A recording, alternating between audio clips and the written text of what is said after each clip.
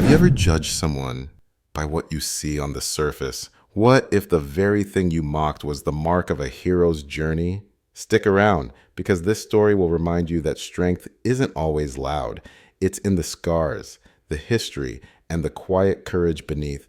If you believe everyone deserves respect, hit that like button and subscribe for more heartwarming tales of redemption right here on the Forgotten Frontier. Let's begin our story with Jake. The first thing people noticed about him wasn't his height or his weathered face, or even the quiet way he spoke. No, what they noticed was the limp. It was subtle if you didn't look too close.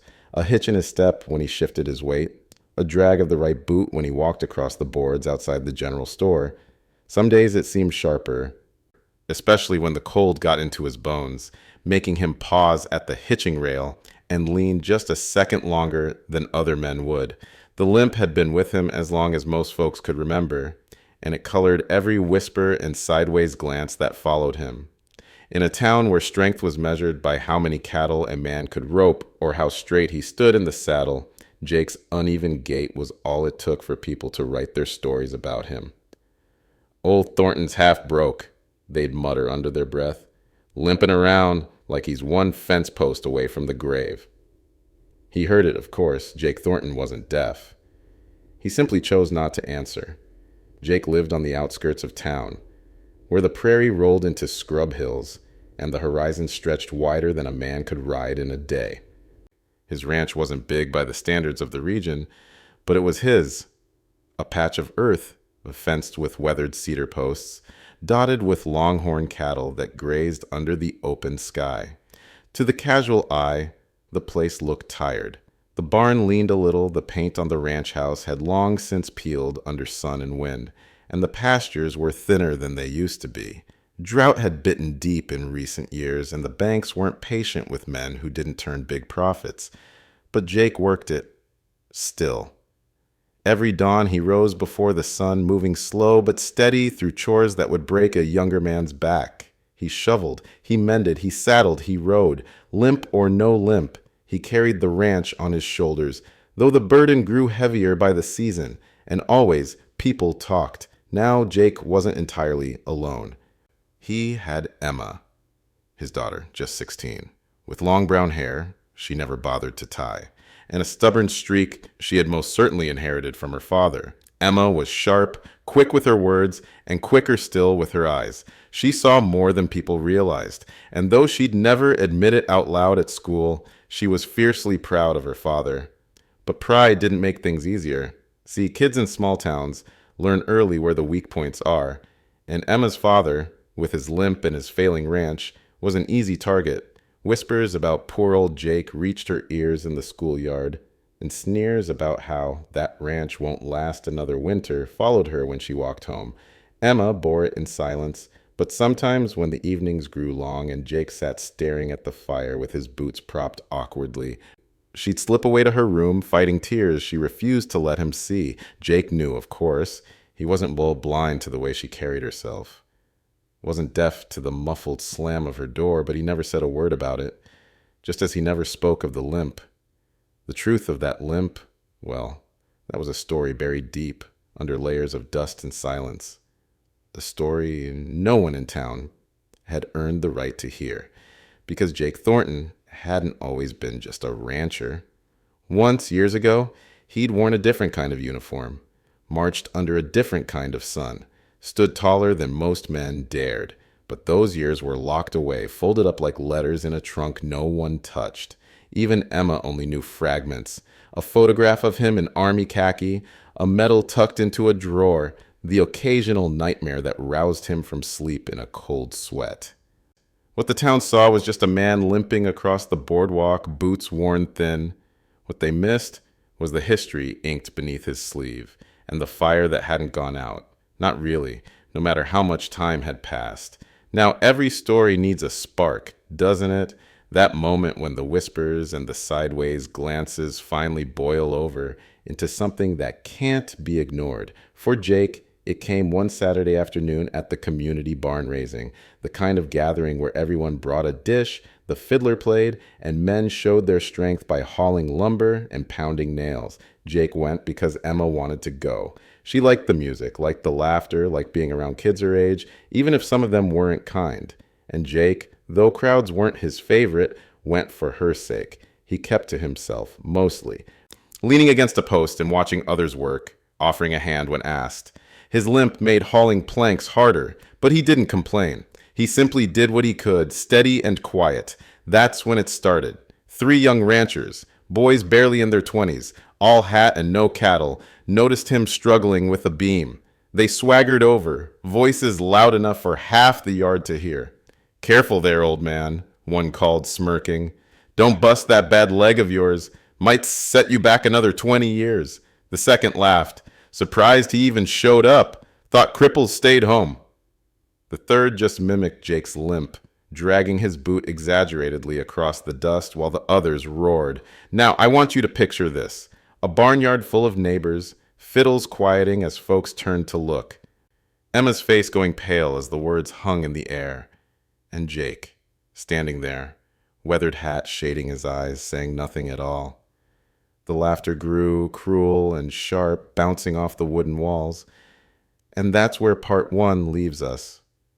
Because what Jake does next, that's the moment everything changes. That's the moment those boys, and the whole town, discover that the limp they mocked was just the surface of a story far deeper, far stronger than any of them could imagine. So stick around for part 2, where we peel back the sleeve, look into the past, and see the fire that still burned beneath the scars. When the laughter rang out across the barnyard, it wasn't just cruel, it was cutting, sharp in a way that seemed to hang in the air long after the boys stopped moving their boots and cackling at their own performance. The fiddler's bow had faltered, voices had hushed, and the dusty afternoon sunlight filtered down through motes that danced between silence and shame. Everyone was looking at Jake, some with pity, some with awkward discomfort, and a few with that subtle, smug satisfaction people get when they see a man they've quietly envied knocked out on a peg in public. Jake didn't move at first. He just stood there, broad shoulders rising and falling in a slow breath, one hand resting on the beam he'd been steadying, the other hanging at his side. His hat brim cast his eyes in shadow, but Emma, standing only a few paces away, saw his jaw tighten. She saw the way his fingers flexed once, then stilled. The young ranchers thought they had won something, thought their taunt had landed so hard he didn't even have words left. What they didn't realize was that Jake Thornton had long ago learned the strength in silence. But silence doesn't erase memory. And in that moment, as the sneers rippled, Jake's mind wasn't in that barnyard anymore. He was 20 years younger, somewhere half a world away. Dust, but of a different kind. Gritty desert sand filling his lungs, clinging to sweat-soaked uniforms. The sound of gunfire echoing across ridges, the sharp crack that tore through the chaos, followed by the searing pain that dropped him to his knees. He remembered the heat, the way his leg gave out beneath him. He remembered the faces of men who didn't make it back, and he remembered the hands that pulled him up anyway, refusing to leave him behind. It had been years, but the limp was a living echo of that day, stitched into him like a scar beneath the skin. And those boys, those thoughtless, jeering boys, had no idea the cost of the mark they mocked. Emma wanted to scream, wanted to throw down the rag she'd been holding and tell them exactly what her father was, who he had been, what he had done. But she froze, caught between shame and anger, her throat tight, her cheeks burning, because she had heard the whispers too for years, the rumors that he was broken down, that he wasn't fit to hold on to land, that his time had passed. And though she hated those words, though she knew how untrue they were, it was hard to stand under the weight of them day after day. Harder still when they were shouted out loud in front of everyone she knew. Her father, though, Jake, he did not shout. He did not even bristle. Instead, he shifted the beam into place with deliberate steadiness, adjusted his hat. And in that same quiet voice he always used, he said, "Strong men don't measure each other by how fast they walk." And with that, he stepped back, letting the words settle like dust. But that wasn't the end. Not yet. That evening, when the barn had been raised and the sun fell low, the community gathered around fires. Stew pots hung over iron tripods. Cornbread passed from hand to hand, and the fiddler took up his bow again. The laughter had returned, though now it was careful, a little restrained after what had happened. Jake sat on the edge of the circle, Emma beside him, both of them quiet. He hadn't spoken much since the insult, hadn't explained, hadn't defended himself. Emma thought maybe he wouldn't, that he would let the night pass like any other, carrying the sting in silence. But then one of the boys, the boldest of the three, came strutting by, mug of cider in hand, still riding the echo of his earlier performance. He clapped a friend on the back and laughed loud, making sure Jake could hear him. "Hope old Thornton don't trip over the firewood on his way home," he said, and the chuckles that followed, though fewer this time, still cut. That was when Jake did something Emma hadn't expected. He set down his bowl, straightened his shoulders, and slowly, deliberately, rolled up his sleeve. The crowd quieted, drawn by the motion, by the gravity of it. His forearm, weathered and strong, revealed itself inch by inch under the firelight, and there, etched into the skin just above his elbow, was the mark. It wasn't flashy, not polished or decorative, just a simple ink brand, faded by time, but unmistakable, the insignia of his army unit, the symbol carried by men who had stood together through fire and blood. Jake didn't hold it up like a trophy. He didn't point to it, didn't announce what it was. He simply let the firelight catch on the ink, let the silence stretch until people understood. And they did.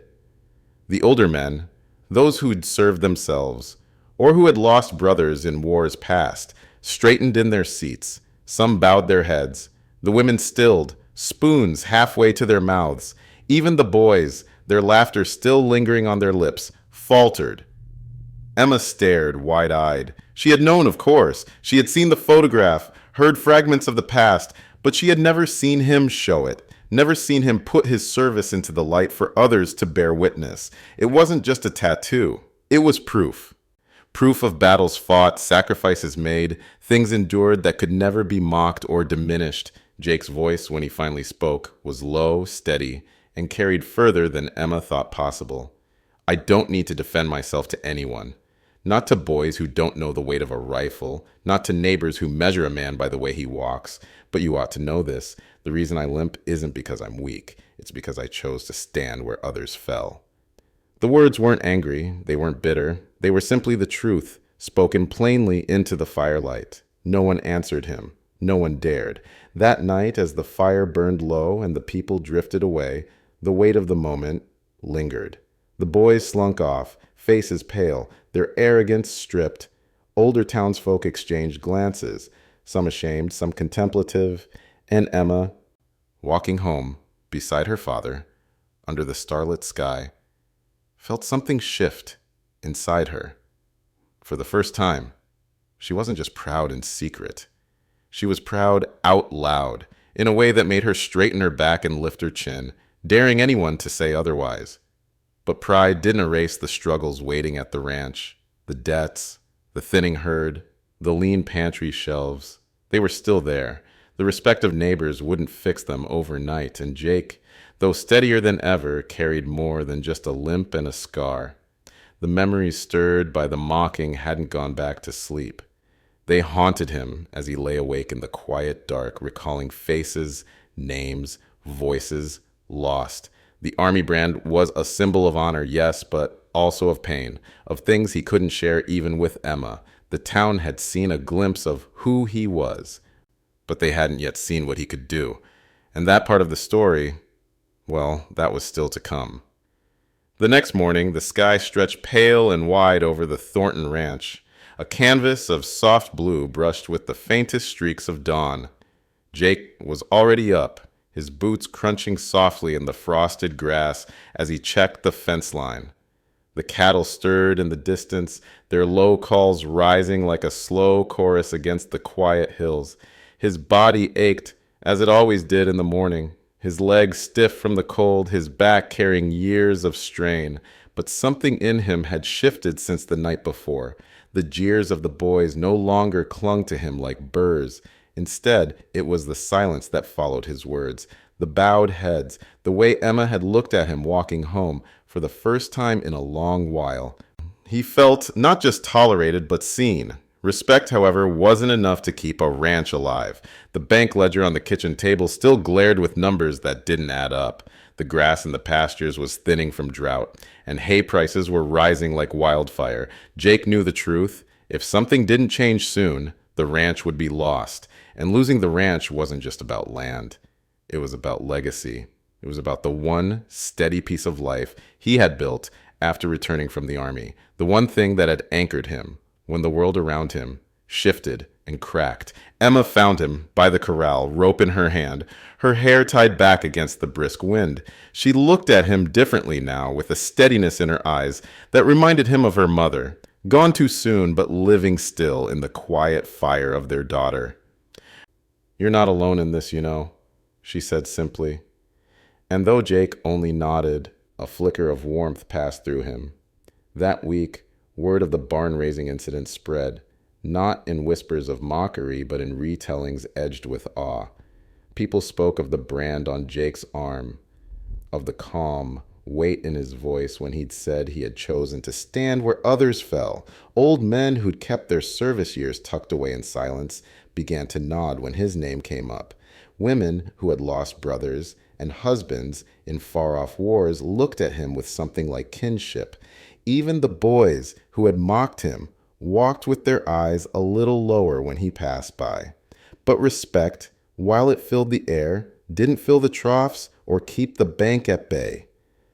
It was at the feed store that Jake overheard talk of the regional ranch competition, an event held once a year where ranchers from miles around brought their best stock, their sharpest skills, and their proudest traditions. Winning wasn't just about bragging rights. It meant recognition, buyers lined up, contracts for breeding and beef, sometimes even enough prize money to keep a ranch afloat another year. Jake hadn't entered in a long time, not since before the limp. Folks had assumed he never would again. But that evening, sitting by the fire with Emma, he unfolded the flyer he'd pulled from the store bulletin board. She looked at it, then at him, her brows raised. "You're thinking about it," she said, not asking but stating. Jake leaned back in his chair, the firelight etching deep lines into his face. "I'm thinking it's the kind of chance we don't get twice." Preparing for the competition wasn't easy. Jake's legs slowed him on long rides, and the work of training cattle for show demanded precision. But he wasn't alone this time. Emma took the reins with a determination that made Jake both proud and cautious. He had always shielded her from the harder edges of ranch life, wanting her to have the freedom he'd never known. But now he saw in her the same grit he'd relied on in fellow soldiers, steady, unyielding, refusing to back down even when the ground shifted underfoot. Neighbors who'd once kept their distance began to stop by. A few brought feed, others offered tools or a hand with repairs. Some came only to see for themselves the man they had so long misjudged. Jake accepted each with quiet gratitude. Though he never asked for charity, he knew respect was fragile. It had to be earned over and over. The morning of the competition dawned clear and sharp, the air carrying the scent of hay and horses. Wagons rolled into the fairgrounds, ranchers calling out greetings, herds of cattle bawling in the pens. Banners fluttered, children ran between booths, and the air buzzed with energy. Jake arrived with Emma at his side, their cattle trailing behind in a small but well-kept string. His limp was pronounced on the hard-packed ground, and heads turned as he passed. Some eyes still measured him with doubt, but others now carried something different: expectation.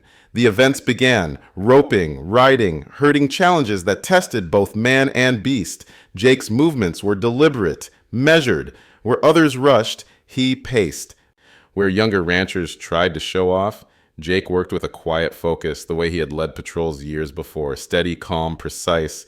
Emma shone in her own right, stepping forward to handle tasks her father could not. Her rope flying clean, her commands sharp. Together they moved like a unit, each filling the other's gaps, each building on the other's strengths. By midday, whispers were spreading. The old man with the limp wasn't just holding his own.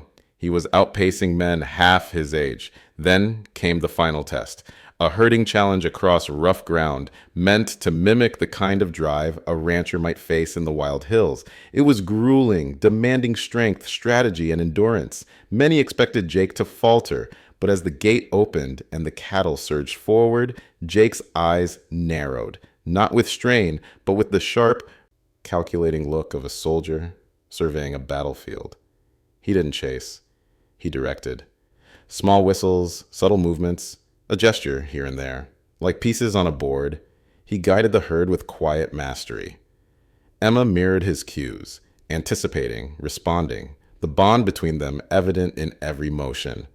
The crowd leaned in, watching the limp that had once been the source of ridicule now matched by an unshakable presence. Jake wasn't fast, but he was unyielding. He was everywhere he needed to be, and nowhere he didn't. By the time the herd settled into the pen, dust rising in golden clouds, silence hung for a beat. Then came the applause, loud, rolling, undeniable. That evening, as the sun dipped low and the ribbons were handed out, Jake and Emma stood side by side. They hadn't won every event, but they had taken enough.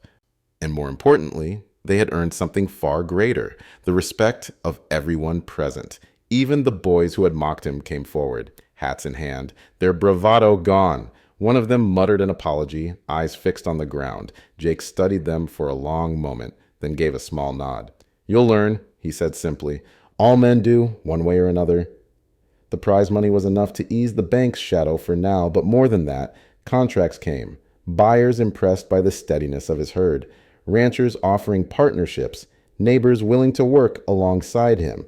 The ranch, once on the brink, began to find new footing, and Emma, walking through town afterward, no longer hid her pride. When people whispered her father's name now, it wasn't with scorn, it was with respect. At night, by the fire, Jake sometimes traced the faded ink of the army brand on his arm. It wasn't something he showed often. Even now, it wasn't about glory or recognition. It was about remembering. Remembering the men who hadn't made it back, remembering the price of the limp, remembering that strength is not in how fast you walk, but in how steady you stand. And out there, under the endless frontier sky, Jake Thornton stood steady indeed,